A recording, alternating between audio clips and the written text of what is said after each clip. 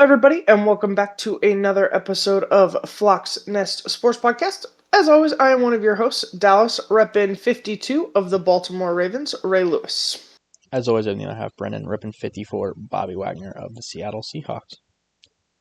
We got a great episode for you guys today. Lots of news crossed many sports. We had week 2 of the NFL preseason, so we're going to get into that. And of course, we are going to wrap up our in-depth look into the AFC West with the Chargers and the Raiders. So with so much to get to, let's get started. Brendan, let's start with some baseball news.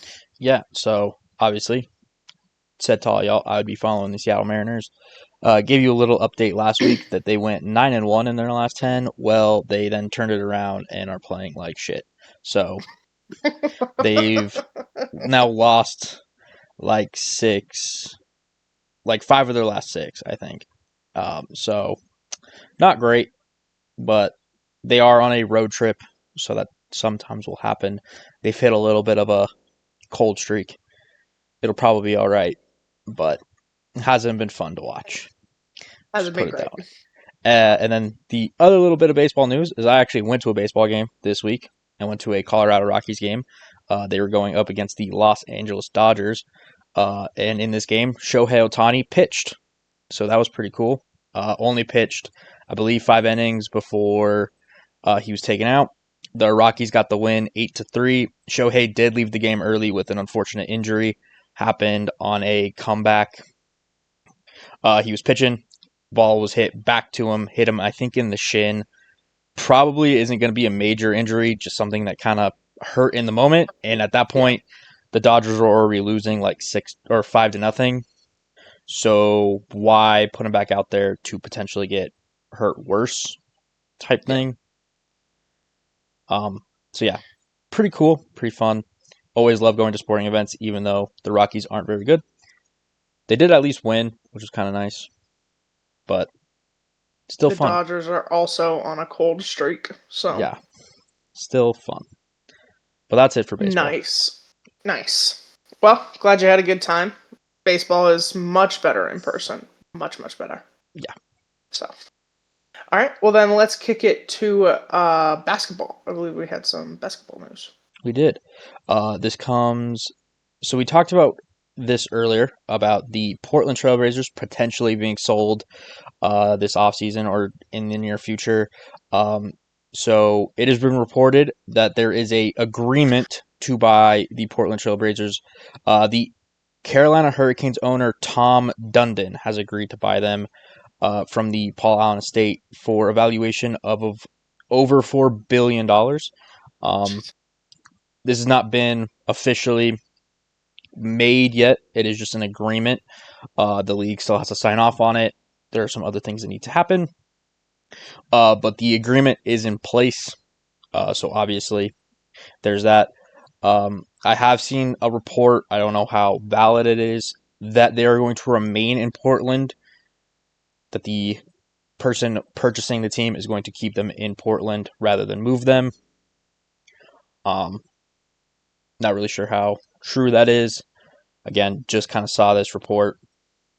Wasn't from anybody major, so not really sure. But as of now, there is an agreement to buy the Portland Trailblazers, and they'll probably have new ownership this year, which is pretty interesting. Nice. Well, we knew that this was coming, right? We knew that the Seattle teams could potentially be up for sale, but it's good to hear that hopefully they'll be staying. So yeah, and all I know is this only affects the Trailblazers. This does not affect anything else within the Paul Allen estate, because obviously they own the Trailblazers and then the Seattle sports teams, the Sounders and the Seahawks. So this is only for the Trailblazers. Nice. Alrighty. Well, moving on. Just a little bit of WNBA news. Paige Buchers, rookie for the Dallas Wings, tied the rookie record for the most points in a single game at 44 against the Sparks the other day. She tied with Cynthia Cooper. The only other rookie to hit 40 in a game was Candace Parker. So, making a really good case for Rookie of the Year. She is currently the favorite to win. She's having a great individual season. The Wings, obviously, Well, will probably have a new head coach next year. when you're the number one overall pick, you tend to So, go to bad teams. It's yeah. just how it Their works. coaches. It's Just not good. it's not good. He says some outrageous things Mm. at the podium that you're like, do you think before you speak? I'm just wondering. Um so yeah, not that great, but she's having a great season, so good for her. And yeah, definitely making a case for Rookie of the Year. Awesome. I know we would talk about the trade deadline. There wasn't anything honestly interesting or surprising that happened. A lot of people were signed to 7-day contracts and then immediately released. So, Pretty boring yeah, it trade was a pretty deadline. uneventful trade deadline. Well, And now all the teams are just gearing up for the final push to make the playoffs. awesome. Awesome. That does it for the WNBA.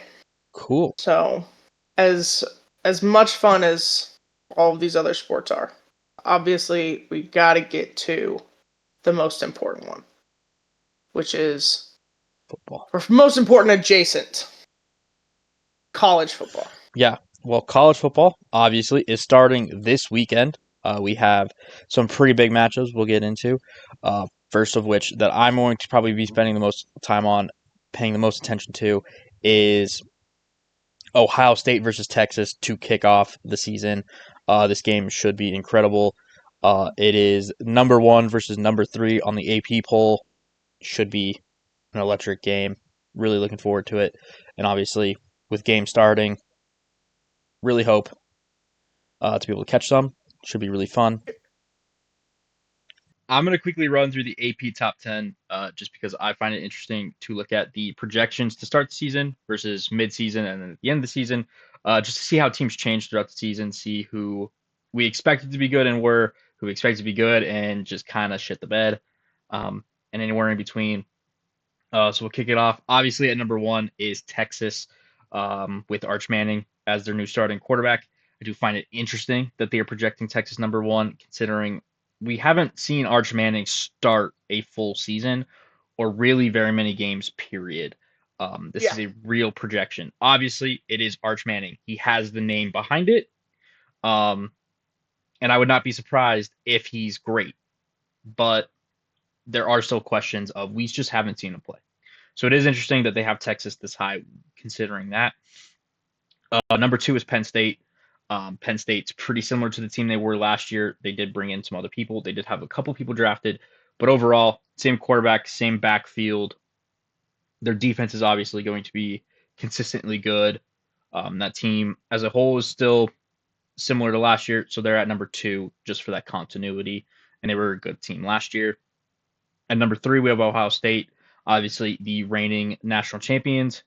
Um, I'm expecting them to fall off a little bit just because of how many people they had leave this season. Just a lot of turnover, kind of hard to win games that way. Number 4 is Clemson, another team that has a lot of continuity, a quarterback that has started a lot of games, and Cade Klubnik. So I expect Clemson to kind of be up there this year. Number 5 is Georgia. It's Georgia. They're always up there. Great recruiting. No matter what happens, Georgia's going to be in that range. Number 6 is Notre Dame. I kind of expect Notre Dame to fall off a little bit this year after making the national championship last year. They just had a lot of people graduate at key positions, lots of turnover, and their starting quarterback situation is going to be one to watch throughout the season. Number 7 is Oregon. Very similar to Notre Dame. Just a lot of people left, not a lot of continuity. Um, just a very similar situation there. Number 8 is Alabama. Um, Not really sure what to make of Alabama right now. A lot of turnover. Obviously, Jalen Milroe leaves for the draft. Not really sure what Bama's going to be this year. but they're up there. 9 is LSU. LSU, I think, is going to have a pretty decent season. I think they're going to be challenging for up there. I think they have one of the better quarterbacks going into the CFB this year. I think LSU could make a real push, and I think 9 might be a little low on LSU. And then at number 10 is Miami. I'm not sure if Miami's going to have that great of a season. They had a lot of people transfer out, a lot of people leave and get drafted. Not really sure if Miami's top 10 in my opinion. Obviously, Cam Ward being the big one that left last year and was a big part of their success last year. So we'll kind of see what Miami is. But that's the top 10. Lots of big schools. Obviously, a lot of these are going to change throughout the season, and I guess we'll see where it all ends up. Gotcha. Well, it'll definitely be interesting to watch. There's been a lot of non-football headlines surrounding college football this offseason. So to just get into the sport, watch the teams build and play, watch, some of these recruits and people that are obviously trying to get into the NFL. It'll definitely be exciting with them kicking off their season this week and just getting into that, the best parts of sports time. Yeah. And then speaking of some of the non-football related headlines, the biggest one is Michigan has received its punishment for the tampering and all the things they've done with John Harbaugh as head coach recently. The biggest thing is they have been fined. Jim, wrong Harbaugh. My bad. Apologies. They have been fined nearly or expected to be more than $20 million in revenue. That is a lot of money for colleges. That is NIL. That is a lot of what helps you put a team together. So that is a lot. They've also had significant penalties to everybody involved in the situation, including Jim Harbaugh. And then the head coach, Sharon Moore, is getting an additional game suspension. I think he's already been suspended. I'm not 100% sure on that. But he's getting an additional game that is going to take place in 2026. There are some other things going on that I have not taken the time to research what they actually mean, because a lot of these guys that were involved have bans on football activity, but I don't know what that means. I looked at the full breakdown, and it's like 6-year ban on blank and blank activity.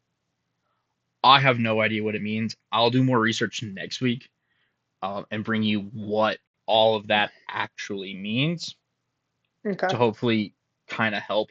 Just haven't been able to delve into the actual punishment. Minutia. Yeah. So I'll come back next week and bring you as much as I can about what the NCAA actually did with the punishment.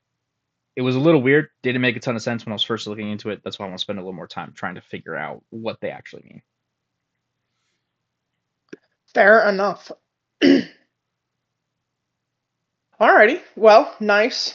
As we get into college football, obviously, leave comments. Tell us who you're watching, how you expect your team to do, and what you're hoping for. Yeah.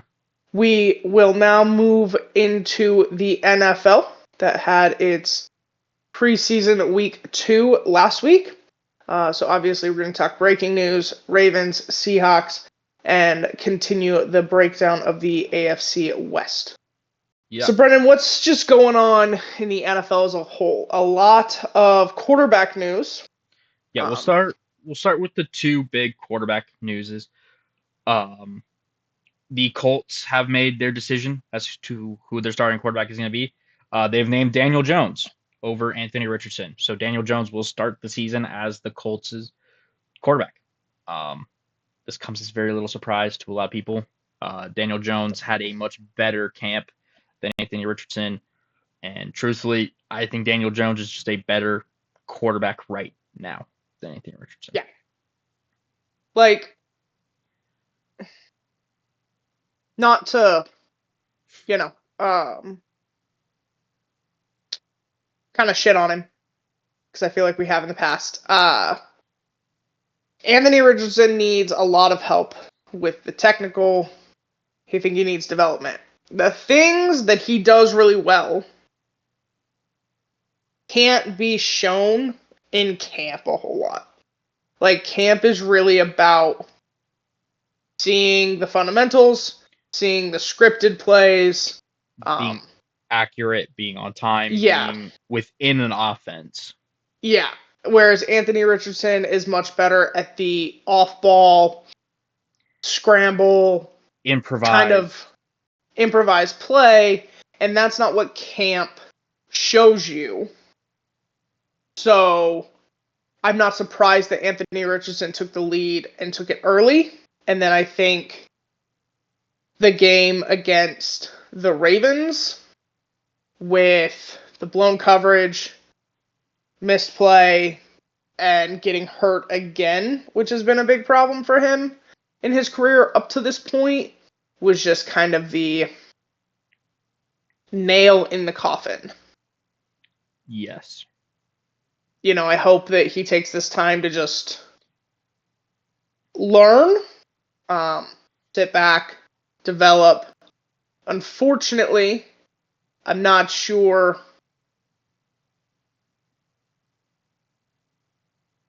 that you're in the best position to do that. Yeah. Um, I've seen a couple things.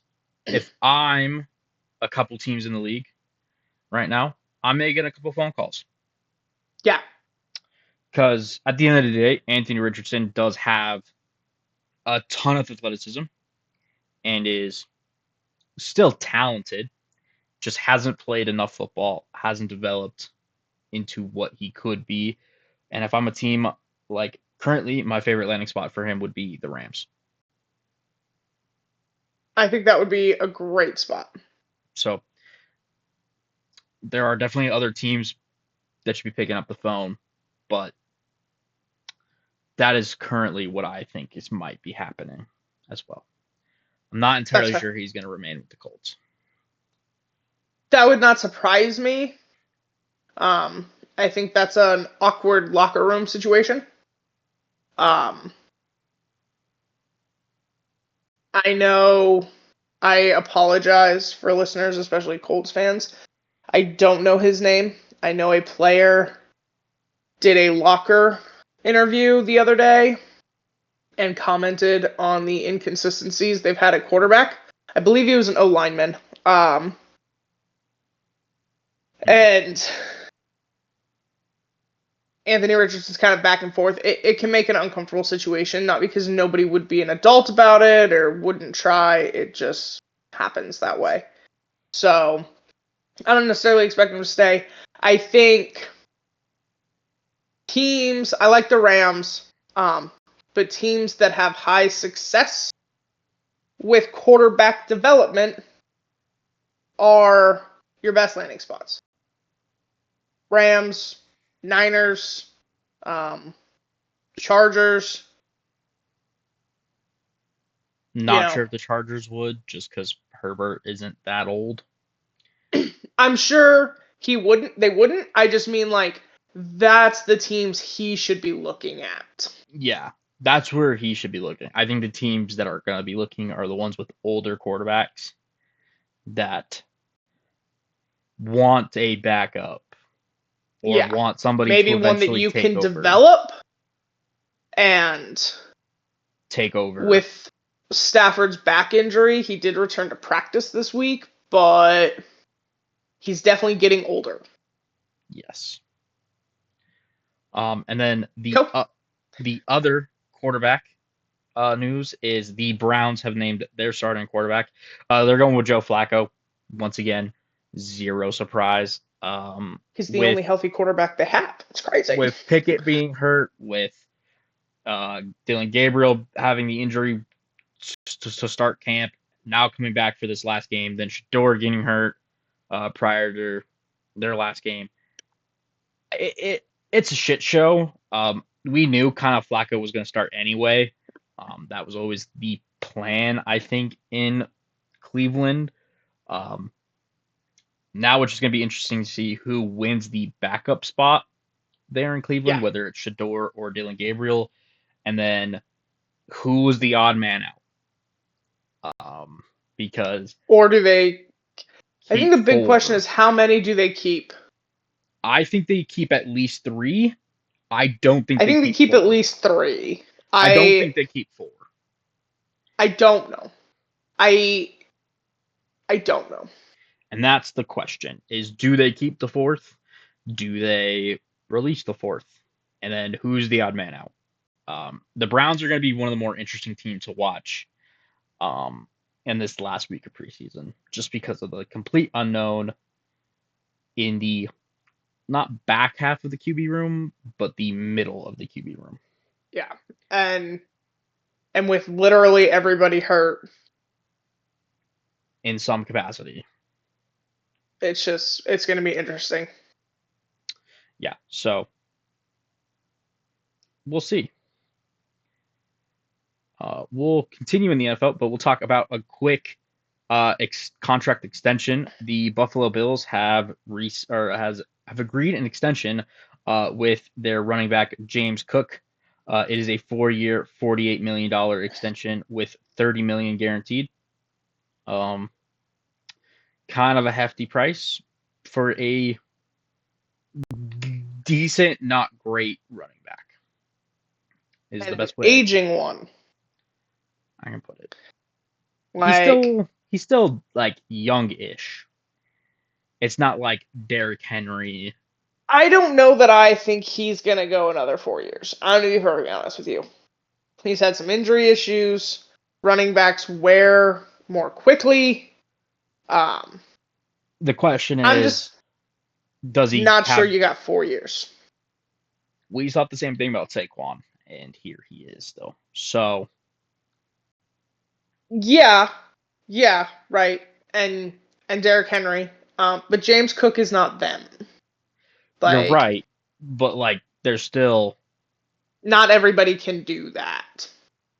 I'm just saying it as in like these injury, not prone, but running backs who got injured early in their career that we didn't really think would last that long are still kicking. So And that's there's a fair. I'm chance. not saying it's impossible. I probably wouldn't have gone 4 years. And I I just think for a running back in general, 2-year deals are great. I think this is actually a. I haven't looked at what the actual like contract is set up like. If I had to imagine, this is really just a 3-year deal with the fourth year being a. It's there, but if we cut you, It doesn't matter. yeah, because it's 30 million guaranteed. I say only 30 million of it is guaranteed. That 30 million can be split however much they Yeah. want throughout the contract. So they could front load it to be like 15-15, and then the last 2 years are nothing guarantees. And I don't know how it's broken down. And that's I have no idea. So it could be a 2-year deal, but they added the extra two as void years essentially Yeah. to just help cap. But I don't know. And then there was a interesting signing. I'm not going to say a big signing, an interesting one. The Dolphins are bringing in Matthew Judon to a 1-year deal. Um, it's a weird. I don't know. I feel like Matthew Judon's towards the end of his career, and I just don't think he helps the Dolphins out with what they need. I think the Dolphins are trying to get more physical, to get a little tougher. Um, and there was a time when Judon kind of exemplified that, right? There was a time when he was a really, really tough son of a bitch. Mm-hmm. that is not him now. He's gotten older. He plays very hard, so his body has worn down rather quickly. Yeah. So I think we're kind of... And we're either hoping he's going to return to his prime, or we're hoping he's going to really help motivate guys. And I was looking at their edge room the other day. Someone mentioned it. It's Matthew Judon, Bradley Chubb, who's coming off a serious injury, Mm-hmm. Phillips, I cannot remember his first name, Coming off an injury. coming off a serious injury, and then I don't even remember the last guy's name. So I'm just afraid that you thought this would help your edge room, like push it over the top in a way, when really I just think it adds to the same problem your edge room already has. Yeah. Of their, what Bradley Chubb is aging and just came off a serious injury. I will say, Phillips, very young. I remember who their other lineman is now. Chop Robinson, who I actually think is pretty solid coming in the draft. Do remember that now. Do apologize for forgetting that. He's the only one that is young and not coming off of injury. So, Phillips, I think, is really good, is still decently young, but has had several significant injuries in his career. So, not really sure how I think this edge group is going to perform. And adding Judon, I just don't think helps the overall outlook of the edge group. Yeah, I can't imagine it makes a serious impact. Unless he, like, turns back the clock several years. Yeah, which he hasn't been able to do in a long time with Better teams. better teams and better defensive coaches. Yeah. So not looking great there. Well, this was trade week in the NFL, so we got a couple trades to get through and then some interesting other news about people that requested trades. So we'll start with the actual trades and then we'll get into the people that requested them. So first of all, the Kansas City Chiefs and the San Francisco 49ers had a trade. The 49ers received Sky Moore, a wide receiver, and a 2027 7th round pick in exchange for a 2027 6th round pick. So nothing major, just a bottom of the end wide receiver switching hands, and then a pick swap.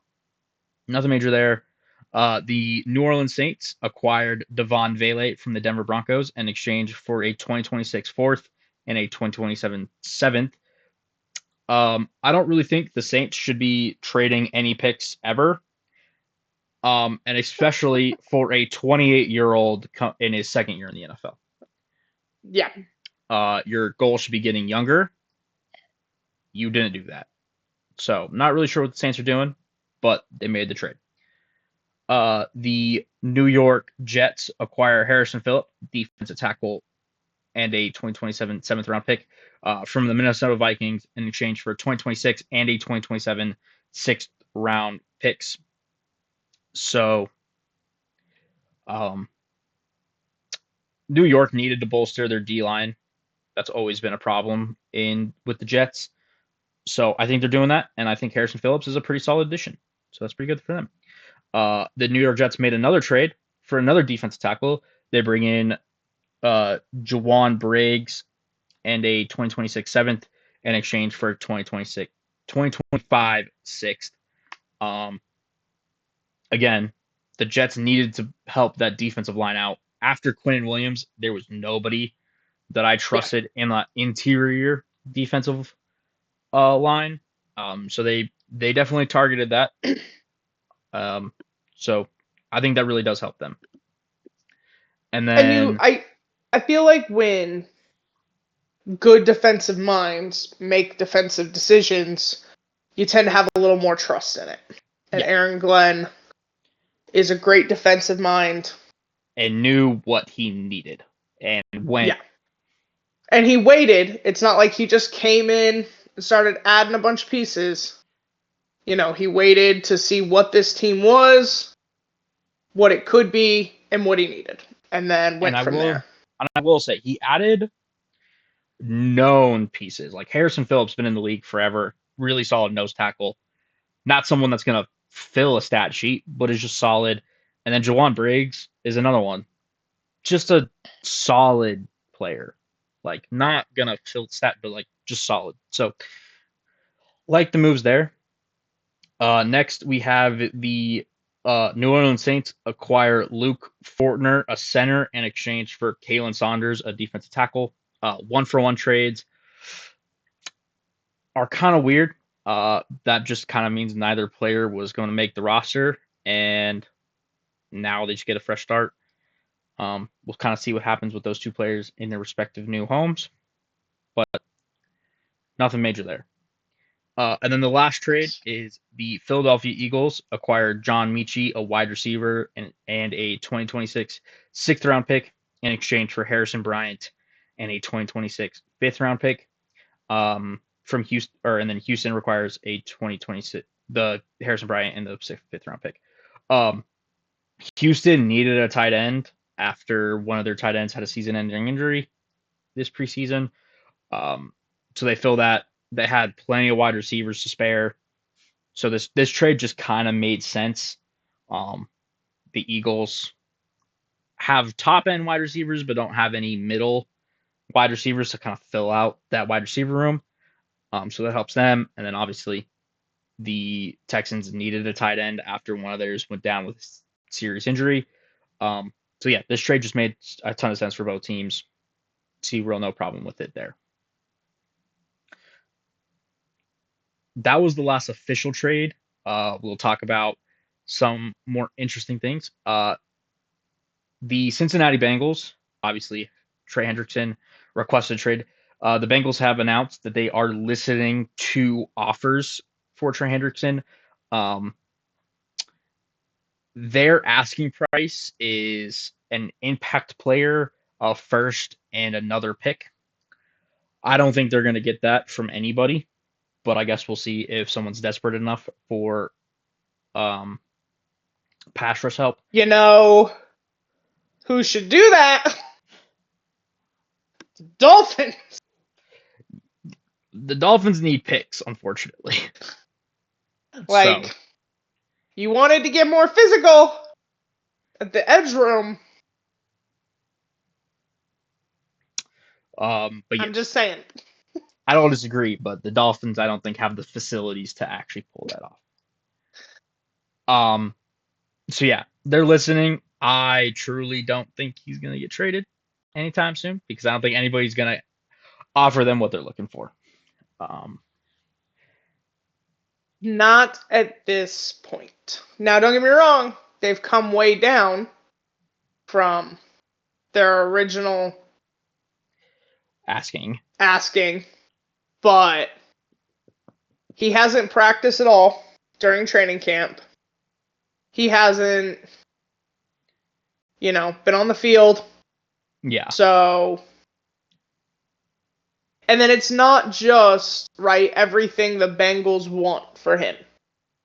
It's also getting a contract done with him. Yes. And that's where I honestly think the Dolphins are unable to do it. Is I don't think the Dolphins are able to then offer him a contract. They could probably swing the trade. It's then being able to offer him the money he's worth that I think, unfortunately, the Dolphins wouldn't be able to do. Yeah. And then there's other news on the other person that requested a trade, like big person that requested the trade. Terry McLaurin has been activated off the pup list. Went onto the pup list, requested his trade. He's coming off. There's no extension. There's no news on an extension. Not really sure if this is just he was actually hurt and he's now coming off the pup, or if there is an extension ready or trade something ready. Yeah. We just know he's been activated off the pup list. And then the last bit of news is another player that was activated off the pup list, and that is Chris Godwin of the Tampa Bay Buccaneers. Obviously, had that really bad injury last year. He's getting activated off the pup list, but their plan is to ramp him up from like the start of the regular season. So he's not probably going to start the regular season, but he's not going to miss the required 4 games that you would start on the pup list. So they're going to bring him off the pup list and get him ramped up to probably play week 3, week 2.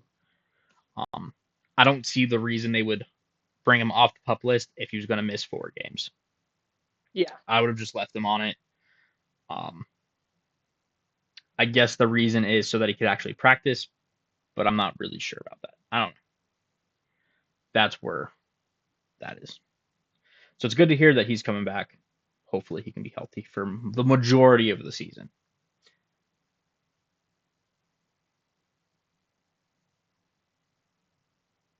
Awesome.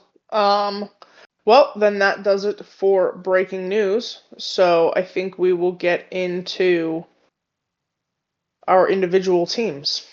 Yeah, and we'll kick it with the Ravens. Cool. Well, the Ravens played the Cowboys in week 2 of the preseason. They did win that game 31-13. Hard part about preseason is when you're not the home team, you don't know what's going on because they very much focus on the home team. There's no alternative broadcast to listen to. There's nothing. You're just sitting there listening to them hype up the Cowboys, which is crazy because I didn't know that was possible. So based off what I watched and everything that happened, here was just kind of my overall thoughts on the game. Couple minutia things, one rant, and I'm hoping I only have to do this once. I'm gonna be very upset if it fucking continues. I'm gonna be very upset. So the biggest standouts for the game were the trenches. The O-line and the D-line for the Ravens. Obviously playing a lot of backups, but looked really solid. Because of the trenches, the Ravens dominated the time of possession. Especially in the first half, just the Cowboys could not stay off the field. They couldn't get the Ravens off the field. It was just kind of a blowout in that sense. I am not concerned with anything else that happened. I am not concerned with the interceptions that Cooper Rush threw. He is not the starting quarterback. I am not concerned with missed routes. Not the starting wide receivers. Devontae Welker got a lot of playing time, had some really great catches. It was good to see him get out there. Obviously, his second year, but we didn't see him a ton last year, so I'm hoping we're seeing him get more activity because he's going to be a bigger piece this year. Defensively, the Ravens are really looking to solidify their D-line and their pass rush. With some of the injuries that they've had, just how they're going to fill out that room. Obviously, they're still looking for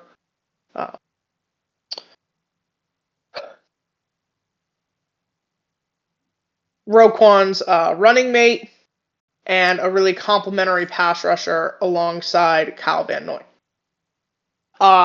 David Ojabo did continue to get some playing time.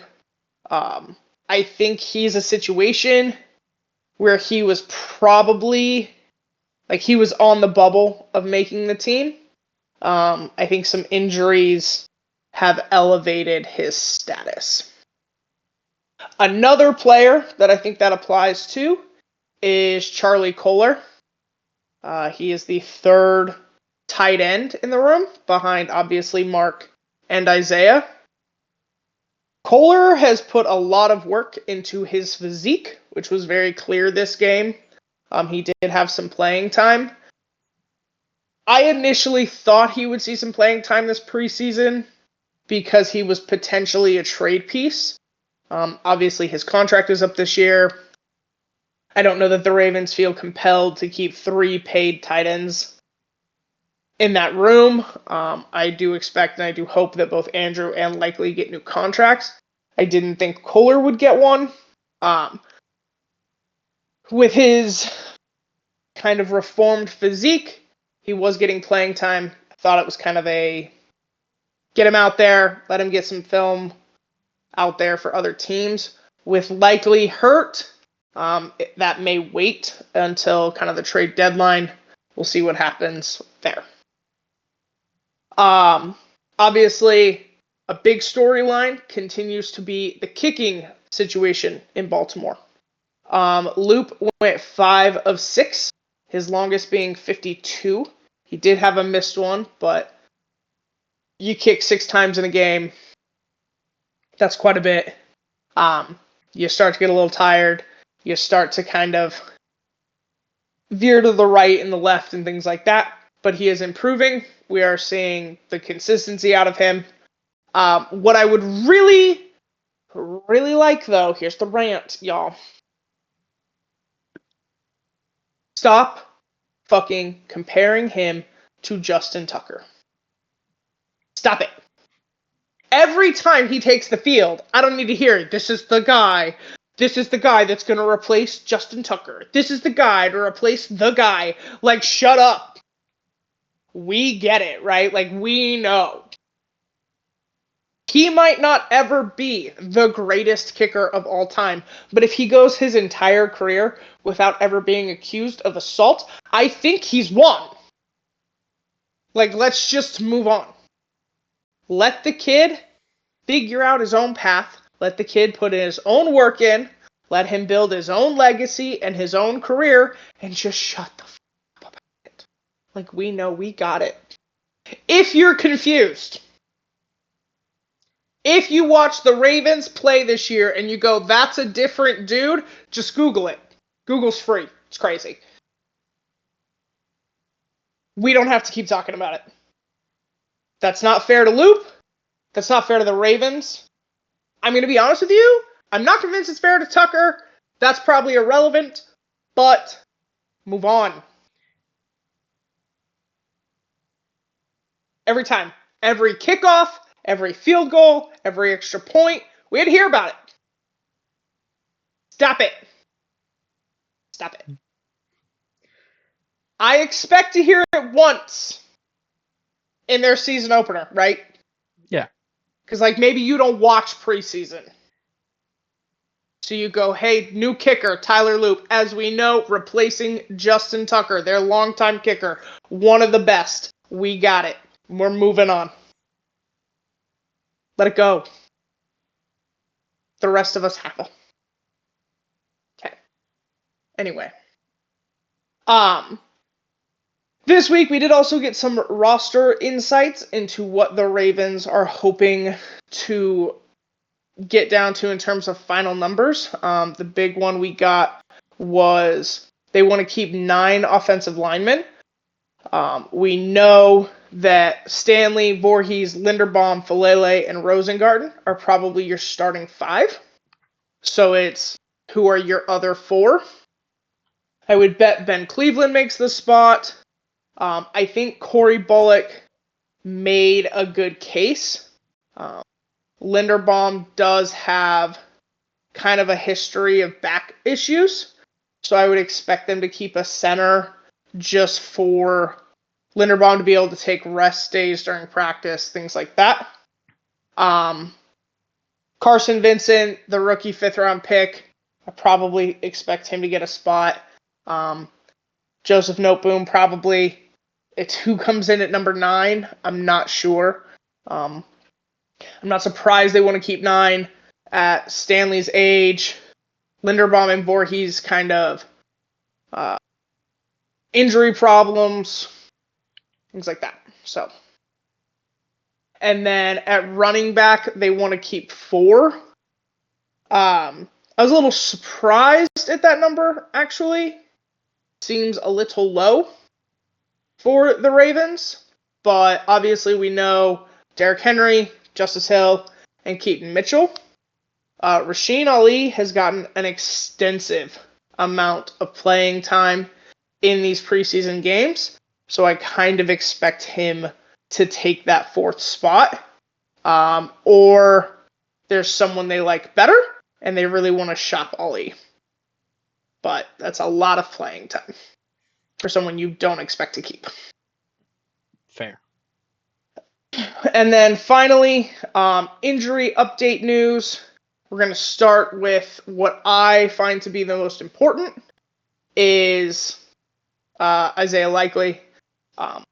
He has not been put on the PUP list for the NFI, but Harbaugh has been vague with whether or not he will be ready for week 1, saying he wants to kind of keep the team, the Bills, because that's their first team, on the ropes. So I'm not surprised that he doesn't want to share, but I kind of think he's going to be ready for week 1. I think if there were serious setbacks, we would know. Other injury news, Adisa Isaac, the outside linebacker, was put on PUP for what they originally thought was a strained elbow. In fact, he tore a ligament and did have to have surgery. So right now on PUP are and NFI are Adisa Isaac, Emory Jones, and Ardarius Washington. Adisa Isaac is kind of why I think David Ojabo is getting more reps and has probably been saved from being cut right now. Obviously, continuing to have injuries pile up, kind of the nature of preseason. Unfortunate. Someone I was really excited to see, as he didn't get a ton of playing time last year. So hopefully he gets healthy quickly. As for other just kind of camp injuries, the most recent practice, DeAndre Hopkins was out with a knee. Jalen Armour-Davis was out with an illness. Jair Alexander is still rehabbing his knee. Chidobe Awuzie. Fullback Patrick Ricard has been out pretty much all of this week, but I can't seem to find what for. I'm not seeing anything on the reports. I'm not seeing a reason listed. He just has been missing. And outside linebacker Kyle Van Noy has also been missing for the last couple of days. So hopefully none of those are serious. I know John Harbaugh said that Jair and Awuzie are not serious injuries. They're just same with DeAndre Hopkins. They're just kind of taking it easy. It's more precautionary than anything else. So hopefully nothing serious there. And then if you watch Ravens practice, there was something mildly concerning when Lamar left the field after falling to the ground 40 minutes early. He was stepped on by his O-lineman. So nothing too serious, but it hurts, and no reason to put him out there. He's going to get stepped on, quite frankly. The Ravens do let him use the backup O-line. It's done for a couple of reasons. It's to try and kind of get them used to how Lamar plays and his improvisation. It's also done when the coaching staff gets really tired of the offensive line penalties. So I'm not sure who stepped on his foot. I just know that he was stepped on. So and then I know is okay. that he's not practicing today. Yeah. But I do know he is okay. Nothing serious. Be all right. Just let's not have it. Let's not have it. We don't need fights breaking out, right? Like some teams because our quarterback got bumped. We don't need that. But we don't need him getting stepped on either. His feet are important. And then last bit of news. This happened really early. I actually think it happened before the Cowboys game, but they were scheduled to have joint practices with the Commanders before their preseason game. They pretty much always play the Commanders in preseason, except for last year because they played them in the regular season. And they pretty much always do joint practices due to proximity. However, because of when both teams had their second preseason game, traveling logistics, and the third preseason game, they did mutually agree. It just didn't make any sense. So they are canceling them. I don't think there's anything to read into that. I think it's very simple. It just didn't work out logistically. We know the Ravens like doing joint practices. We know the Commanders like doing joint practices with the Ravens. I just think it didn't work out this year. But they are going to see each other in week 3. Obviously, a really big rivalry for the people in that area, and not one you get to see a whole ton. They really get to express that in preseason. So hopefully it's a good game. A lot of fun for the fans in the area. And yeah. And it's probably safer they don't do joint practices. Yeah, because I feel like I feel like week 3, we're all already on edge. Every time they do Every joint time. practices, Every it time. ends in a brawl. Yeah, without fail. Every time. Because what's crazy is the Ravens really haven't had them this year, and Mark Andrews really has stayed out of it. The last one, right, was likely, right? The tight end room, or not likely, Wiggins. But they get a little hot, so it's just better. Yeah, it's just better. I think that one session of joint practices is great. Now, the Ravens really do like them because they kind of just play a full game. It's how they get their starters reps and stuff like that, and that's great, but let's just not. And it's very similar. So it's just a way for your starters to get reps without having to come into an actual preseason game. Yeah. Because it's more controlled. You can kind of prevent injuries a little better. A lot of teams You're not supposed to touch my quarterback. So, yeah. But no issues. I don't think any problems. I bet next year they will have them because I would be shocked if they don't play. And yeah, go from there.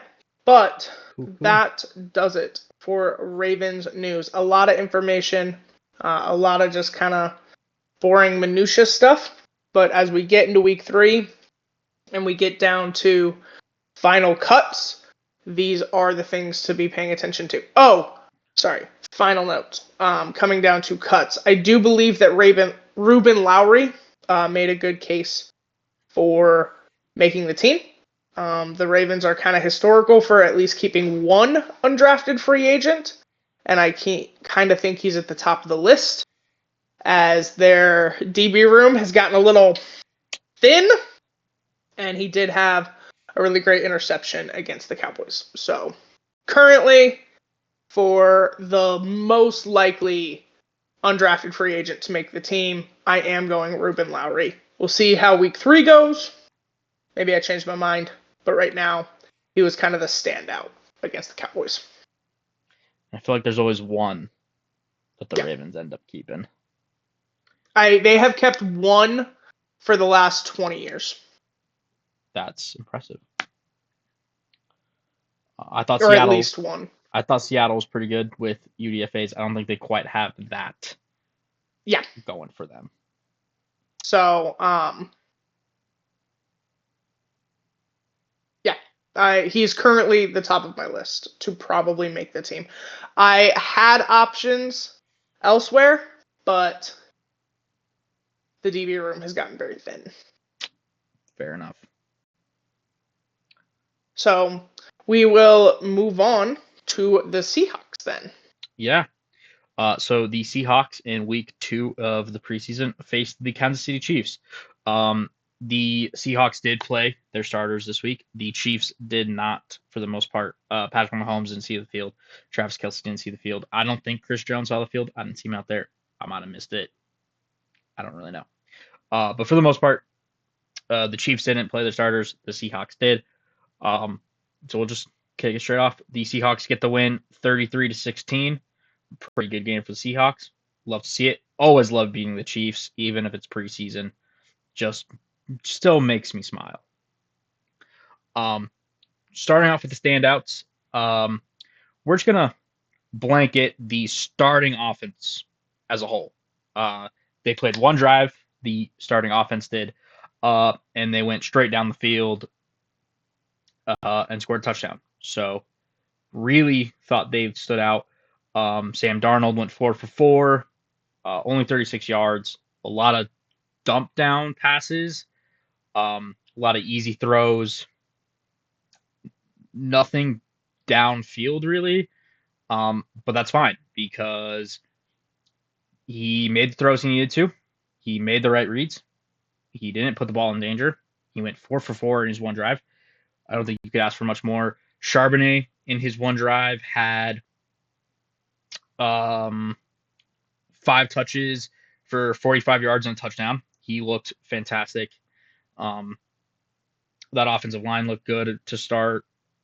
Overall, I think the starting offense is going to be the starting offense. I thought just stood out because they just played a flawless opening drive. And that's kind of what I was looking for from them in their one drive. And then other standouts, I thought the O-line as a whole stood out. Didn't really allow a sack. The run game had plenty of yards. Total, the run game had 268 yards on the day, which is pretty great. So I think as a whole, the offensive line just stood out. They were making plays.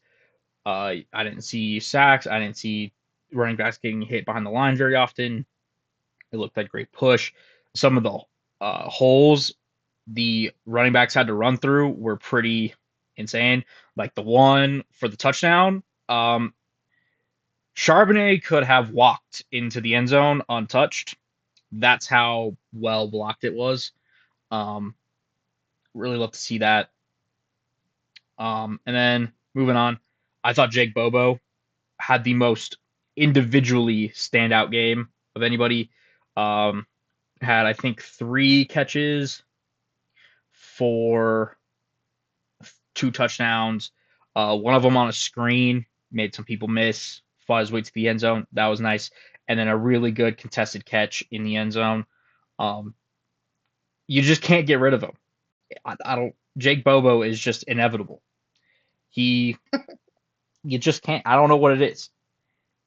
He looks like he's at the back end on the bubble for the wide receivers, and then all of a sudden, he just has a week where, and he just consistently does this where he's open, he makes contest. Jake Bobo is very different from DK Metcalf, and I remember thinking DK Metcalf would be this great jump ball contested catch wide receiver. Jake Bobo is significantly better at contested catches than DK Metcalf ever was. Not really sure why. Metcalf being this athletic, physical freak, and Bobo being not. When you run a 4.9, it's pretty. No, bad. I get it. Yeah. But I don't know. He comes down with it every time. Man, you just can't get rid of him. I don't know what it is. If I had to do he was off my 53-man roster to start the year.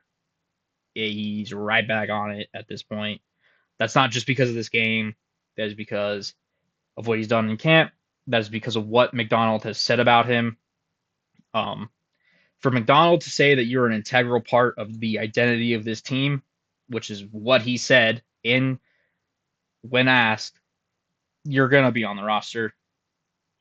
McDonald does not say that lightly. He's very reserved in what he gives to the media. He comes from a Harbaugh system.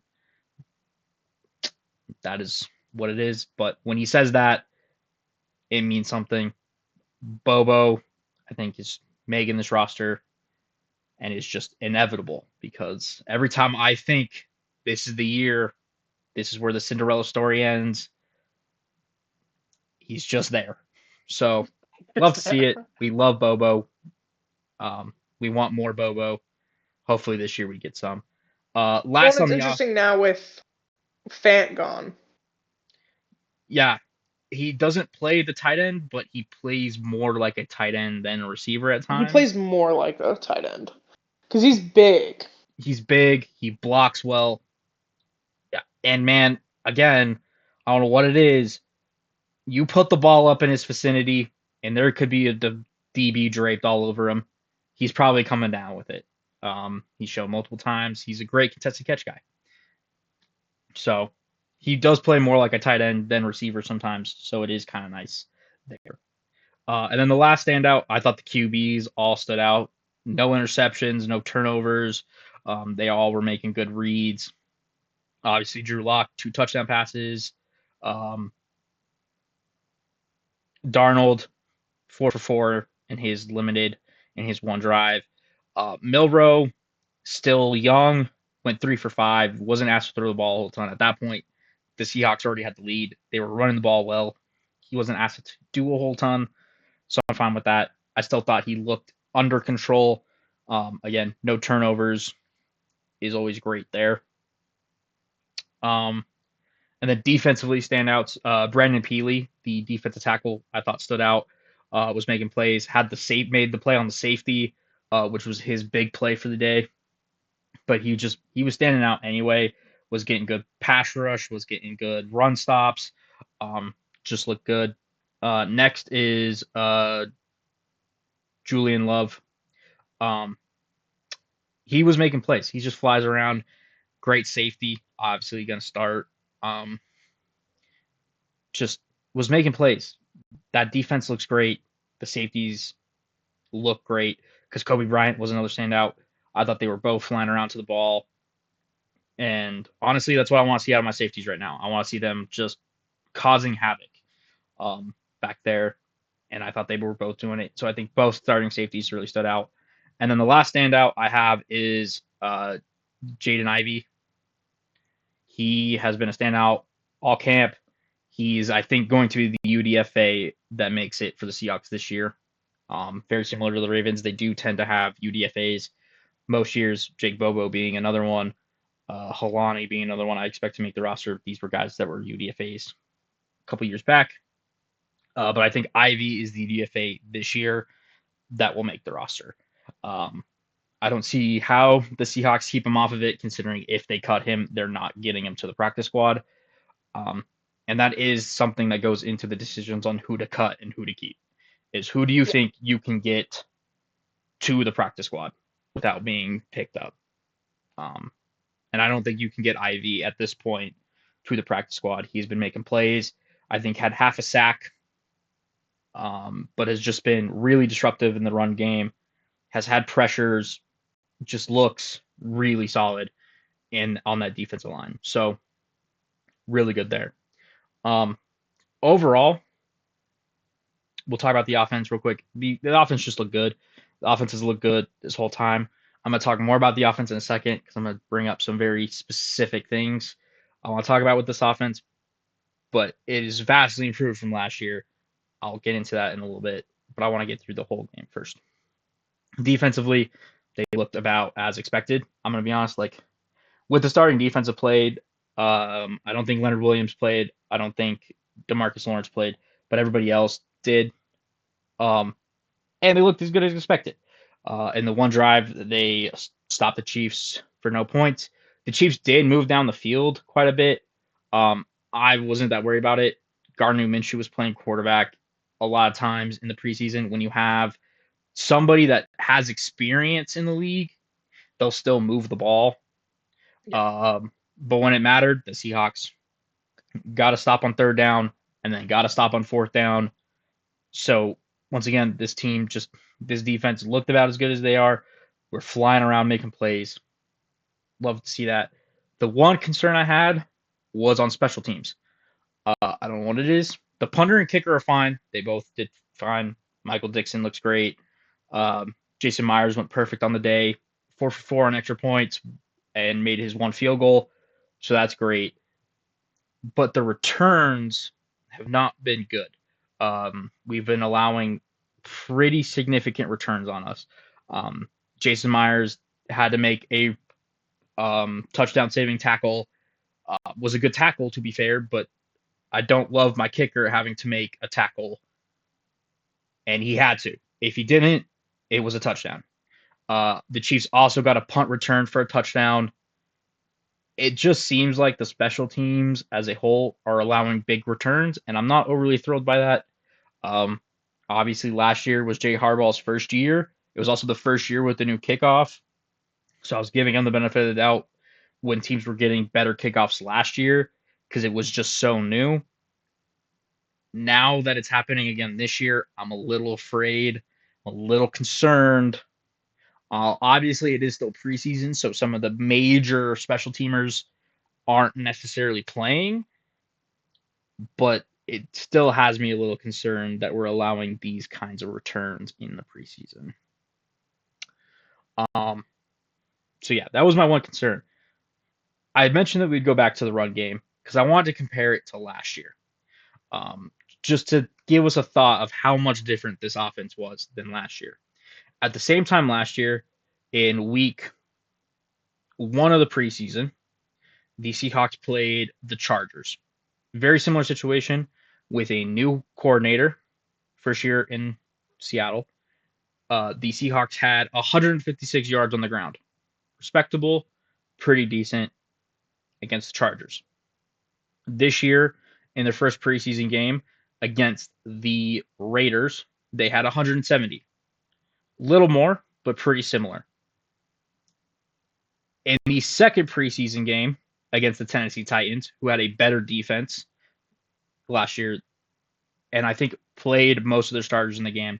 I don't really remember if this was last year, but I think a lot of the starting defensive line of the Titans played. The Seahawks had 64 rushing yards in the game. This year, against the Kansas City Chiefs, in week 2, the Seahawks had, like I said, 268 yards rushing. That's a huge difference from where we were last year to where we are this year. Now, again, it's only preseason, and 2 different preseasons, you can't really compare apples to apples. But at the end of the day, there is an actual improvement in where we were last year to where we are this year in run game. You can see it in stats. You can see it in how it looks, that the run game is significantly better. The other thing I wanted to look at is we were one of the worst third down teams last year in the regular season. So I looked at what we were in the preseason. In the preseason last year, the Seahawks, in the first game against the Chargers, went 11 for 20, so over 50%, pretty good. In the second game against the Titans, they went 2 for 9, not great, under 30%. And then against the Browns in the final preseason game, they went 0 for 7. So not great there either. In the last preseason game, when most of the time starters are playing, they went 0 for 7 on third down. In the 2 games so far this year, they've gone 8 for 15, so just over 50%. And they've gone 7 of 12, once again, over 50%. So compared to last year, their third down percentage is also better. And the reason I picked these 2 stats is I thought these were the 2 things that last year's offense struggled with the most. That and red zone, but I wasn't going to look at red zone for preseason because that does tend to be skewed a little bit differently just because of how much teams care in the preseason. For third down and rushing, you can kind of see a true carryover to the regular season. Red zone tends to be skewed positively towards the offense just because the defense isn't flying around with the same intensity as they would be in the regular season. So I don't think red zone carries over as much into the regular season, in my opinion. So Valid. for these two, already this season, they are, in my opinion, miles better than they were last season. For two pretty key stats of rushing, being able to run the football, and then third down efficiency. And to me, the third down efficiency is the biggest tell on whether an offense is successful or not. Because if you're able to stay on the field, you're going to put up points. That is just kind of how it works. Even if it's just field goals, if you stay on the field, you're going to get points. So those are two things I just want to mention as to why I think this offense just feels different than last year.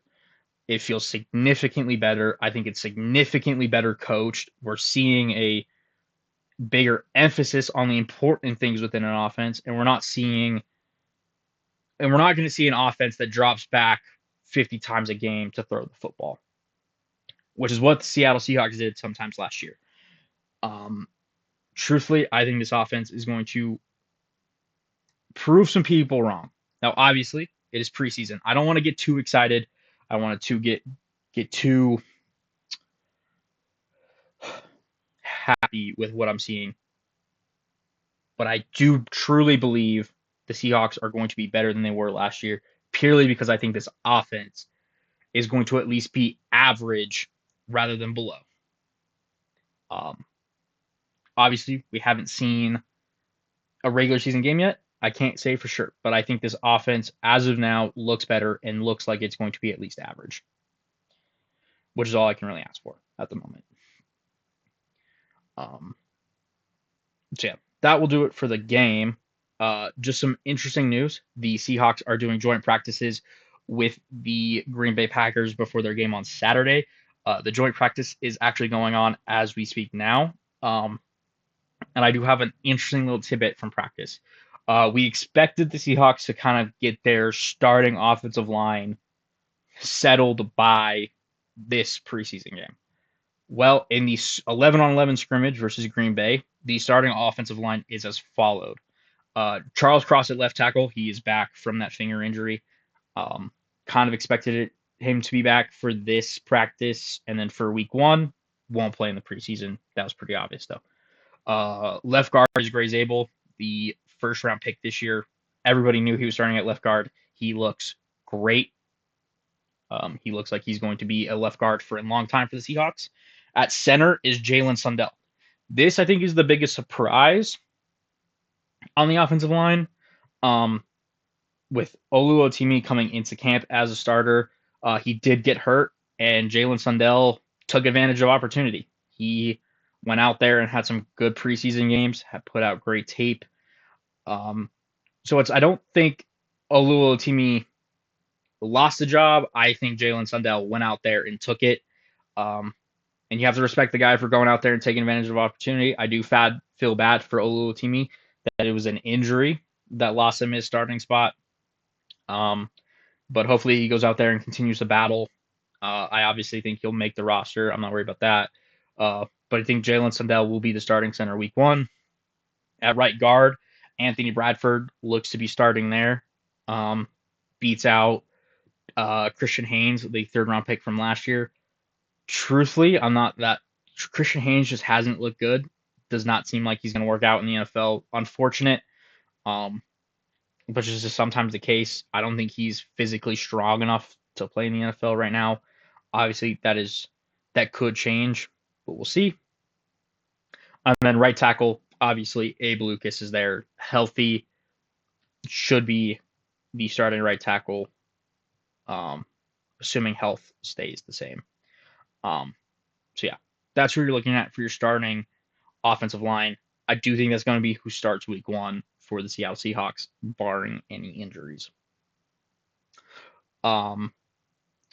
Speaking of injury news, we'll dive into that. The big one right now is the Seahawks have activated Uchenna Nwosu off of the PUP list, so he can return to practice. I'm pretty sure he's practicing now. McDonald seems to think he'll be ready for week 1. I'm not entirely convinced of that. I think he will ramp up to be ready later, week 2, week 3-ish. Obviously, if he goes out there week 1, it'll be in limited snaps, but I don't think he'll be out there week 1. Other injury news: Tyrese Knight is still not practicing with an undisclosed injury. McDonald is optimistic he's back for week 1, but it seems unsure. Not too much there. Not getting a ton of information. Once again, it's an undisclosed injury. We did know he hurt his knee in practice, but that seems to be fine. They had imaging done. Nothing was wrong. And then McDonald was like, he's dealing with another medical issue. So we're not really sure what it is. We've got no information to go on, so not really sure what's going on. Jonathan Hankins is still out, has not practiced yet since signing. Truthfully, I don't think that matters. He's a vet. He is old. I don't know if he even makes the roster at this point.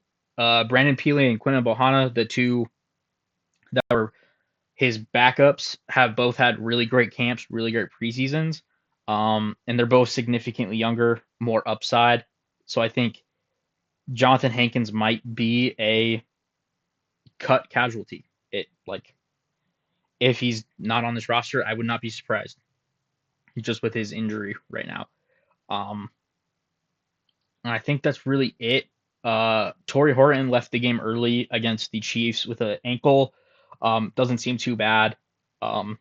Didn't practice immediately after, but seems to be okay. McDonald said he could have returned to the game, but McDonald shut him down. They didn't want to risk another injury, so that's all good there. And beyond that, nothing major injury-wise. So the Seahawks have been kind of skating by without major injuries, which is really good. Knock on wood that it stays that way. That's really it for the Seahawks. Really excited to have Nwosu back. Hopefully, he can come back healthy. That'll really help this pass rush kind of get together. I don't think that changes Jaden Ivey's place on the roster. If Nwosu wasn't coming back, I definitely have Ivey on the roster. With Nwosu coming back, I still have Ivey making it. I don't think you can have too many edges in a way. But yeah, that's where we're at. We're just staying where we need to be. The Seahawks are looking good. Hopefully, they continue to look good Saturday against the Packers. I don't believe either team are going to be playing many starters. What I really hope I see from this Packers game is that they give Jalen Milroe the whole game. That's really what I want. I want to see Jalen Milroe play with the 2s and the 3s rather than the 3s and the 4s. So hopefully he gets the whole game against the Packers. That'll be really nice to see. We don't need to see any more of Sam Darnold. I don't think we're going to see any Sam Darnold because these are doing joint practices, and we don't need to see any more Drew Lock because we know what Drew Lock is. I'm really hoping they put Milroe out there for at least 3 quarters. I'm not even, because he's gotten halves in every game. I want 3 quarters or more. If you do rock Drew Lock for a quarter to start the game, sure. But preferably, I would like to see Milroe go out there and play the whole game. That's where we're at. So that's pretty much it for the Seahawks, though. Nice. Alrighty. Well, then we will move on. As y'all know, we've been breaking down all of the teams. We are wrapping that up this week, just in time for us to get into a couple other things before the season truly starts. So we are going to wrap up our breakdown of the AFC West with the Chargers and the Raiders. So we will start with the Chargers. Yes. So Chargers, cap space situation. They're looking at $27 million in cap. Can make some deadline moves, can do whatever they feel like at this point. They've got plenty of cap, so we'll see what happens there. Free agency wise, the Chargers obviously brought back Keenan Allen. We talked about this a couple weeks ago. Should be pretty decent reunion there for the Chargers. They re-signed Khalil Mack to an extension. They brought in Trey Lance to potentially be the backup. I think he won that backup role this preseason. So we'll see Trey Lance be the backup to Justin Herbert.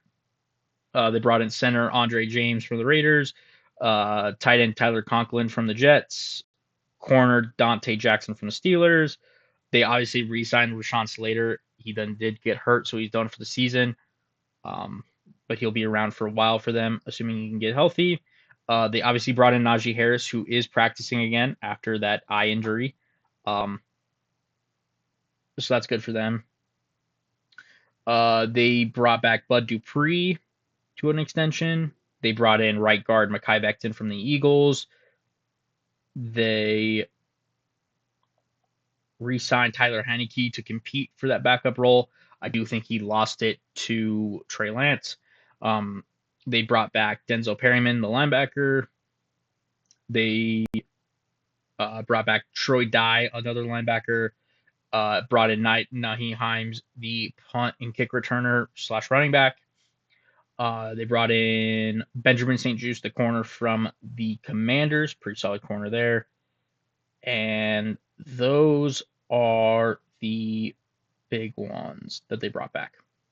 Yeah, those are the big ones. Everybody else is kind of back end of the roster. Probably won't make the team. In terms of who they lost, the biggest one being Joey Bosa, their longtime edge rusher, one of the Bosa brothers. Has always dealt with injuries. He went to the Bills. Don't know how much they're going to miss him. It just depends on how much he plays for the Bills. They also didn't bring back Morgan Fox, an interior defensive lineman. Not someone I know a ton about, but I thought was kind of major for their team. They didn't bring back Christian Fulton, one of the corners. He ended up going to the Chiefs. They didn't bring back Easton Stick, who was their backup for a while there. He went to the Falcons. They didn't re-sign Asante Samuel. He is still a free agent out there. Another corner. They didn't bring back Puna Ford, their nose tackle. He went to the Rams. I think that could be a pretty major loss for them. Puna Ford is a really solid nose tackle. Kind of just eats up a lot of space out there. They didn't bring back J.K. Dobbins, the running back. He went to the Broncos. And then they did not re-sign Marcus May, one of their safeties. They didn't bring back Josh Palmer, one of their wide receivers. He went to the Bills. And those are the big ones for who they lost. Overall, not a bad free agency, kind of just a wash. I think they did a lot of good stuff in the draft, which we'll talk about. Obviously, they lost J.K. Dobbins to the Broncos, but they brought in Omarion Hampton, one of the better running backs in this draft. With the first-round pick, I think he's going to be really good in this offense. Will probably be running back one. Najee Harris will kind of be his running mate in a tandem. So really excited there. Omarion Hampton, I think, will be a really good player in this league. In the second round, they take Trey Harris, a wide receiver. Another guy I think is going to be really good for them. Is going to really help Herbert throw the ball downfield. Good contested catch guy. Should be really good there. In the third round, they take defensive line Jamari Caldwell from Oregon.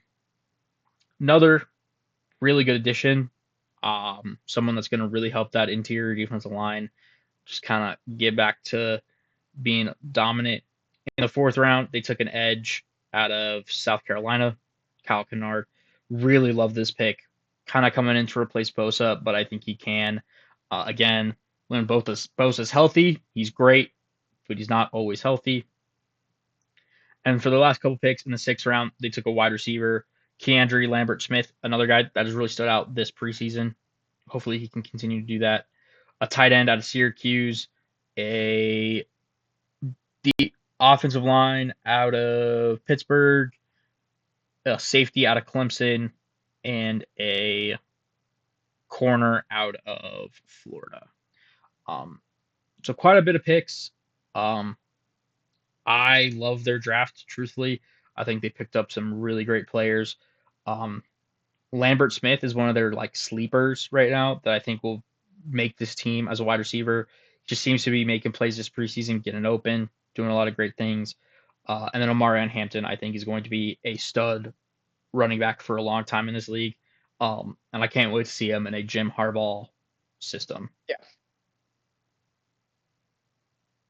I think the first year was kind of copy paste, really focused more on getting the team to Harbaugh standards, Building the culture. building the identity and the culture. And now we're figuring out, or they're figuring out, what they need to execute those things and the players they need in place and who they want to add. So while I think talent-wise, some of it's a bit of a wash, obviously great additions in the draft, but hopefully going to see a better, more elevated version of this team now that they're a second year in. They're not dealing with the cultural changes. It's just building the roster the way they want it. Yeah. So obviously I think the Chargers have done great this season or this offseason and kind of building up their roster. I'm just really excited to see this division as a whole because I think every team kind of improved this offseason and are just right Definitely. there. Definitely.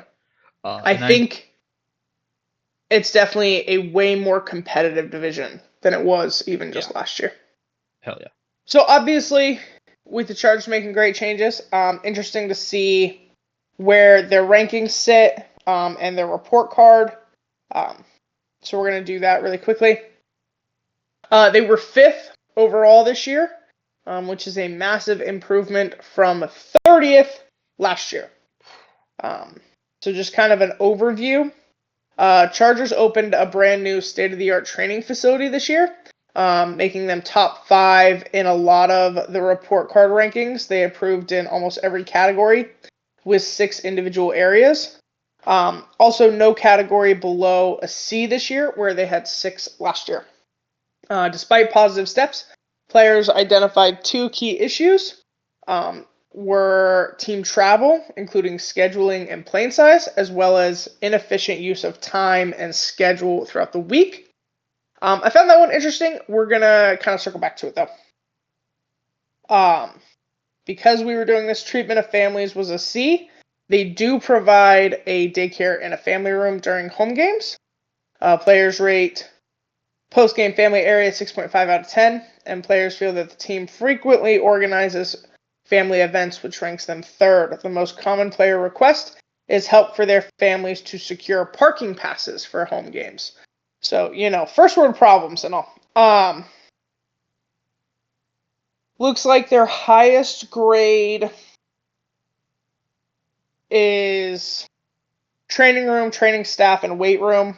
I'm not going to read those. I'm going to assume it's all because of the new facility. Lowest grade was team travel. 76% of the Chargers believe they have comfortable amount of personal space on team flights, and players feel that their team's travel schedule is not very efficient. There's that word again. Head coach. This is the one that surprised me a little bit. This is the one we're going to get into. Was 22nd out of 32, a B+. 55% of Chargers players feel their head coach Jim Harbaugh is efficient with their time, a rank of 32 out of 32. Some coaches got fired last year, so for him to be last in any category is crazy. Players feel that Harbaugh is moderately receptive to locker room feedback, ranking him 26th out of 32. Look, the only thing I'm going to say is it's been a minute since Harbaugh was a NFL head coach, right? It's been a few years. It's been some time. So I'm not necessarily surprised that there are some hiccups.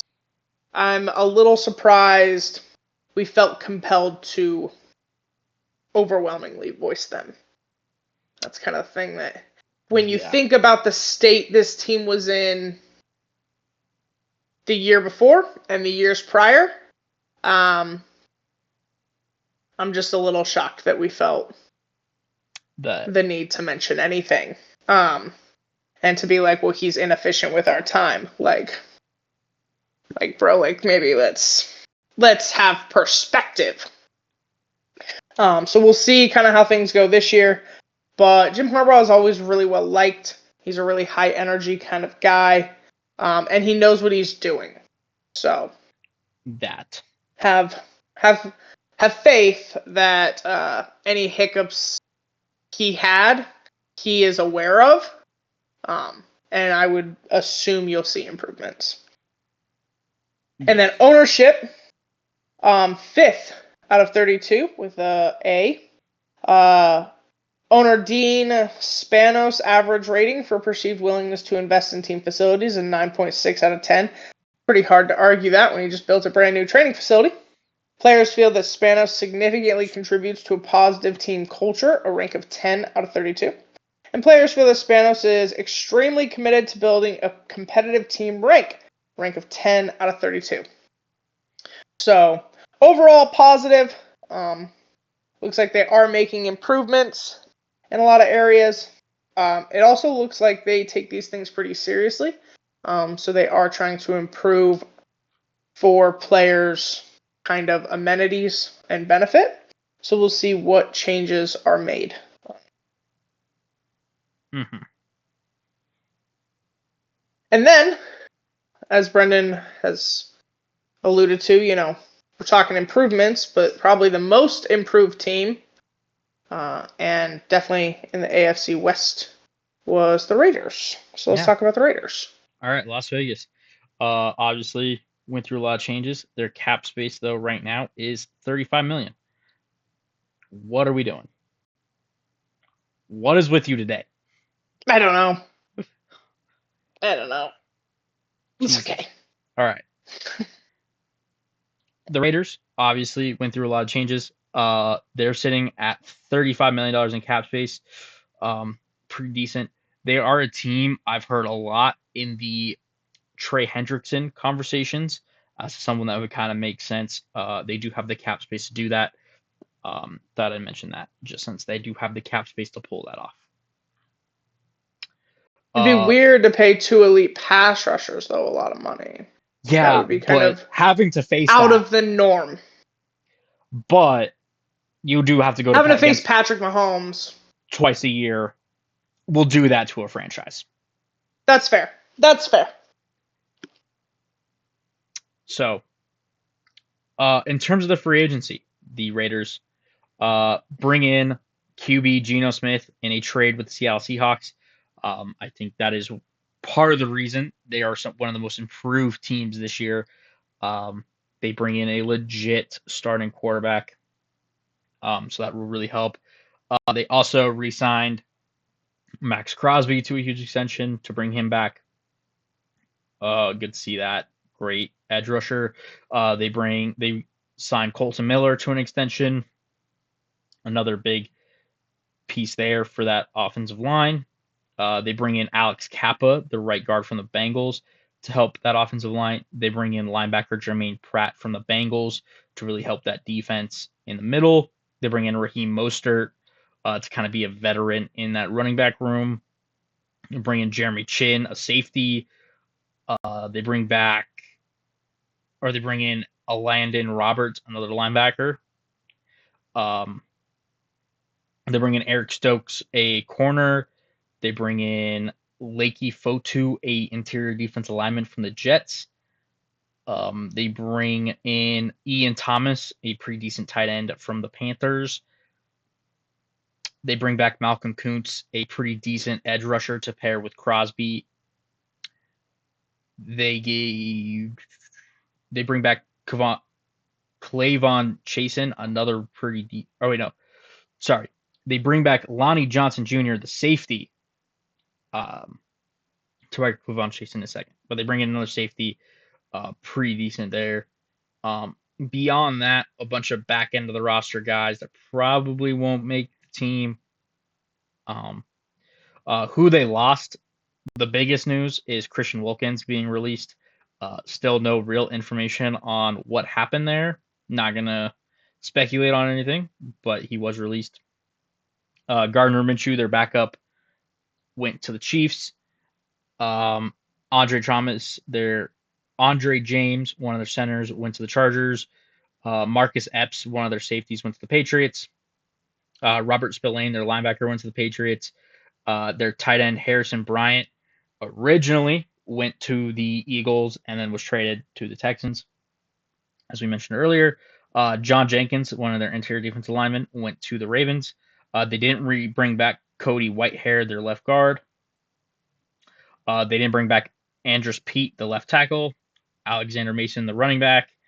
Trevon Moehrig, their safety. Amir Abdullah, their running back. All left. They didn't bring back Divine Diablo, one of their big-time linebackers. They obviously just traded Jacorian Bennett to the Eagles. They didn't bring back Clavon Chase on the edge. They didn't bring back Jack Jones, one of their corners. And those are the big ones. So a lot of people leaving, but I think that just goes to show you that the new coaching staff, that's Pete Carroll, Chip Kelly, and Patrick Graham, picked who they wanted on this team and got rid of anybody that didn't fit what they wanted to do and what they wanted to build with this culture. And John Spytek and that front office back that. Obviously, can't talk about the Raiders right now without talking about Tom Brady being in that ownership group. He obviously has a big part in this team as well. So I do just truly think a lot of these moves were just to build a culture. So maybe not the best free agency in terms of who they lost, but it could look good just because they're trying to build a culture and they got rid of people that didn't fit that. Their draft class kind of just exemplifies more of that. Again, John Spytek, Pete Carroll, and Tom Brady kind of working together on this draft class. With their first round pick, pick 6, they bring in Ashton Genty. He's going to be a stud. He's going to be great. He's going to vastly improve this run game day 1. So great to see that. Round 2, they bring in wide receiver help. Jack Besh could be great. Round 3, they bring in Darion Porter, the big corner, just a stereotypical Pete Carroll corner. Tall, long arms, fast. It just screams Pete Carroll corner. That's all you need to know. Also in the 3rd round, they pick up offensive lineman Caleb Rogers and offensive lineman Charles Grant with their other 2 3rd-round picks. In the 4th round, pick up more wide receiver help and defensive tackle help. In the 6th, they pick up another defensive tackle and a wide receiver, formerly a quarterback. In the 6th round, they pick up their backup quarterback, Cam Miller. This is an interesting one. I know Tom Brady had a lot to do with this pick. Tom Brady likes the way this guy plays. So it'll be kind of interesting to see how that goes and how he develops. He is currently, I believe, quarterback 3 on their roster behind Geno Smith and Aiden O'Connell. So we'll really see how he develops over these next couple of years. And then their last pick, they took a linebacker. So, in my opinion, a great draft. This Raiders team is turning themselves around. They are improving. And I think it's a lot to do with this new coaching staff and front office. Yeah. Like, we talked about when it happened that when Tom Brady bought into the team, he was not going to be content with the Raiders of old. Yes. So to see him have a say and make the changes that have been made, I think are really impressive. I think they're very much trying to get the team ready for transitions that will have to happen, right? Eventually, you're going to need a new head coach and a new quarterback, but building a better culture and building a winning mentality can start now. And so all of the things they've done, I think, has been really impressive. I think it's definitely one of their best drafts in a long time. And I'm excited. I'm excited to see what this team can be. Yeah, this is really exciting to see. Alrighty, well, we're gonna get into their grades, which are a little interesting. They ranked 4th overall last year. Okay. They don't have any grade outside of the top 10, except for one. It looks Okay. like they have a really nice state-of-the-art facility that they've had for a couple of years, so no real complaints there. Players believe that the team does a lot to make you feel like part of the family. They're really complimentary of Mark Davis. Players have identified scheduling and time management as key areas for improvement. Their highest grade was nutritionist and dietitian at first. 98% of players report they get an individualized nutrition plan. Players feel that their team dietitian is very accessible, ranking at first. Their lowest grade, the only one not in the top 10, was head coach. An A minus and 16th out of 32. 87% of Raiders players feel their former head coach Antonio Pierce was efficient with their time. Players felt that Pierce was highly receptive to locker room feedback on teams' needs, ranking him 8 of 32. This was a firing that you and I kind of disagreed with. We didn't really see coming. I think there's a lot of upside and a lot of great things happening for the Raiders, so I'm not saying they made the wrong choice. It was just a choice I didn't see coming. And based off some of this, I'm not entirely sure some of the players saw it coming. So just a little surprising. And then ownership, Mark Davis's average was 6th out of 32, an A. Owner Mark Davis's average rating for perceived willingness to invest in facilities is a 9.46 out of 10. Players feel that Davis significantly contributes to a positive team culture, a rank of 9. Players feel that Davis is extremely committed to building a competitive team, a rank of 13 out of 32. It's interesting for a team that hasn't been very good for quite some time to be so positive on the report card, you know? Yeah. Like, I'm a little confused. Like, I think the move to Las Vegas definitely had a lot to do with it and helped a lot. That's fair. Oh, you know what? It's not a new facility. It's just their newest. Yeah. From when they moved to Vegas. I'm sure they have a very because that elaborate, was all fresh built. Yeah.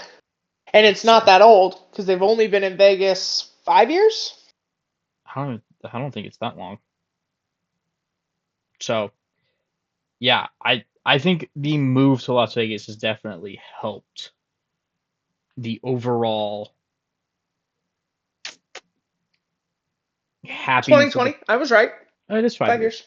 I thought it was like much after COVID, honestly. Almost. Actually, it's 5 years to the date.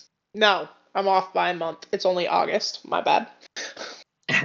So yeah, I do think that played a huge part in it, though, in my opinion. That's fair. Just kind of the positivity around that, and around being in a bigger, more A bigger market, and a Um, much better, I think, sports market. Because yeah. Vegas does take their sports teams more seriously. Oakland has proven time and time again that they're probably not the best place to put sports teams. No. It's unfortunate, but it's just the case. So yeah. I just find it interesting that teams that haven't performed very well, and then teams that have performed extremely well, and we're not. There's just kind of a disconnect. Yeah, it was a little interesting. But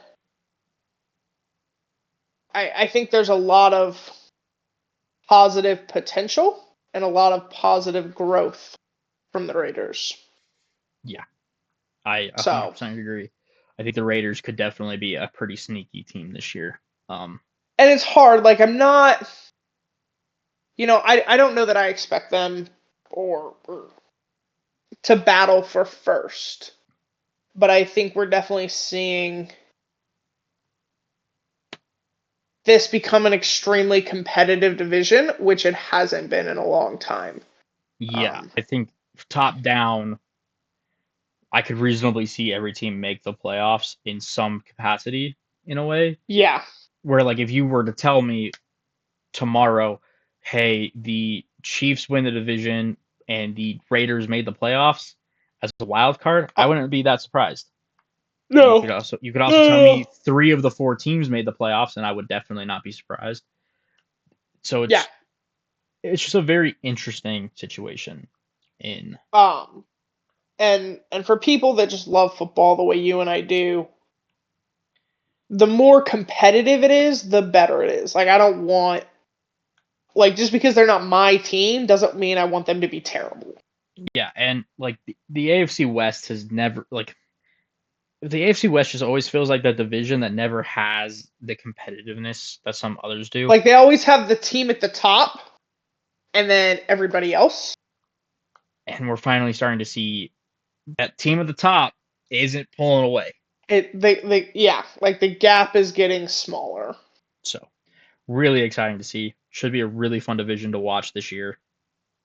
And yeah. some teams I'm probably going to pay a lot of attention to outside of the Seahawks. Yeah, definitely. Definitely.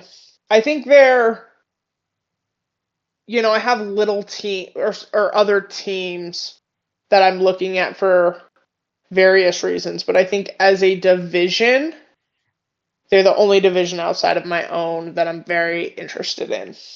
Yeah. I think that's a fair way to put it. Like, there are other teams I want to see if they've improved. I think they have real questions at quarterback. I think you've got coaches on the hot seat. That's always interesting. But to look at a whole division and go, I wonder how the chips are going to fall. I think this is that one. Yeah, and I'm really excited. So Nice. Should be great. Alrighty. Well, did you have any other football? Well, there topics? was one funny thing going on. So we're an hour into Seahawks and Packers joint practices, and there's already been a full team brawl. So kicking it off great. Kicking it off great. Where are they at? Green Bay. Okay. So this is the only away game Seattle has had. So they're in Green Bay. I can hear the trash talk now, you bicycle riding bitches. Yeah. It's an hour in and we're already throwing fists. It's a little. Let's calm down there, folks. The joys of joint practice. Oh yeah, it's great. You love it and you hate it. Yeah. We'll see what happens. I don't know who was involved. I just know it was pretty much a full team on both sides. So it looks like it was the Seahawks defense and the Packers offense for the most part, which has zero surprise in my opinion. That the Seahawks defense is a bunch of trash talking a-holes. Yeah. Which is why I love them. But yeah. So yeah, that's the one bit of thing I have is we're an hour in and there's already been a full brawl. So that's good. Okay. Any non or random sports? I don't think I have anything. So going way back to the WNBA. Okay. Sophie Cunningham is out for the remainder of the season, unfortunately, with a knee injury. Damn. The Fever kind of getting their ass kicked by the injury bug. And that's unfortunate. They are currently set to still make the playoffs. I believe they're sixth or seventh in the league. But that is a major loss. So Yeah, that is. hopefully she'll be okay. Hopefully can come back healthy. But depending on the injury, that is not just this season. So we shall see. But definitely unfortunate, and unfortunate for the Fever, who were on an upward trajectory. But just sometimes the injury bugs happen. And when it happens like that, especially to like the glue, Yeah. there's always a lot of times you hear the glue guy. She was that for that team. Yeah. She was the glue that kind of held that team together. We'll see if the Fever can kind of bounce back from that kind of Yeah. injury. Definitely. Definitely. Random sports news. I don't have anything. I don't either. Okay, I did watch the UFC fight. That was Duplessis versus Cosmot. I can't think of his last name now, and probably couldn't pronounce it anyway. For the middleweight title, it was one of the most boring fights I've ever watched in my life. Okay. Cosmot pretty much just wrestled the whole time. Duplessis is not very good on the ground, but Cosmot could not get a submission, so it was just 5 rounds of them hugging each other on the ground. So, very boring fight, but Cosmot does come away with the dominant victory uh, from unanimous decision. That's it. That's all I have. Um, again, very boring fight, but something I did watch. So there you go. we did get a little bit of random news in. Got a little bit. That's exciting. That's exciting. But with that all being said, I think that does it for us this week. Awesome. Make sure to like, subscribe, comment. If you're a fan of any team, let us know. If you're college football with it starting, let us know who you're watching this year for college football, who you support, who you want to hear about. With college football, it's a lot harder to kind of focus on everybody. So we're going to focus on probably the top teams and maybe a couple others. So if there's a team you really want us to focus on, let us know. We'd be happy to focus on that team for college football. I know I personally love college football and watch as many games as possible. I know Dallas is trying to get much more into college football.